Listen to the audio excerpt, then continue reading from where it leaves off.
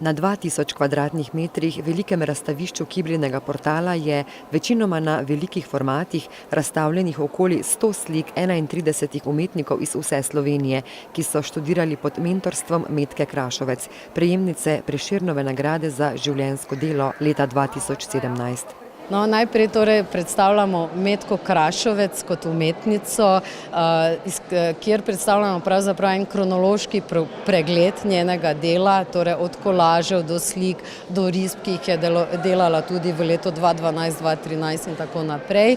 In tukaj na razstavi lahko predstavimo vse generacije, ki jih je ona poučevala. Izbor umetnikov po njeni selekciji, ki so pa danes tudi priznani slovenski umetniki, tako da bi lahko rekli, da imamo tu na razstavišču oziroma na ogled res eno tako lepo sodobno slovensko slikarsko razstavo, prava slikarska smetana. Metka Krašovec se je na akademiji zaposlila leta 1977 kot docentka za risanje in slikarstvo. Upokojila se je leta 2008. Nekdanji študenti jo cenijo enako, kot je ona cenila njih, vsakogar v svoji drugačnosti.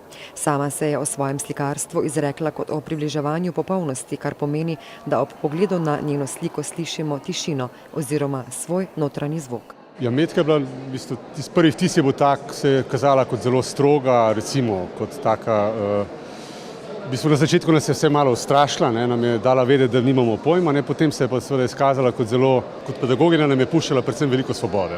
Ona je znala širiti nek strašen zanos nad slikarstvom, in te stvari, ki jih je sama pri nas opažala, oziroma in je ona cenila pri recimo velikih slikarjih, ki jih je ona spoštovala, je veliko o tem govorila. Mi smo z njo šli v Pariz skupaj, v New York skupaj recimo, in smo hodili tam v Louvre, v MoMo in pred slikami govorili o slikah, o slikarstvu. Za uresničitev tako velikega projekta, ki nosi ime po naslovu serije slik Metke Krašovec Prisotnosti iz leta 1988, ima zasluge tudi ljubljanska galerija Ekurna in mariborska akademska slikarka Saša Bezjak.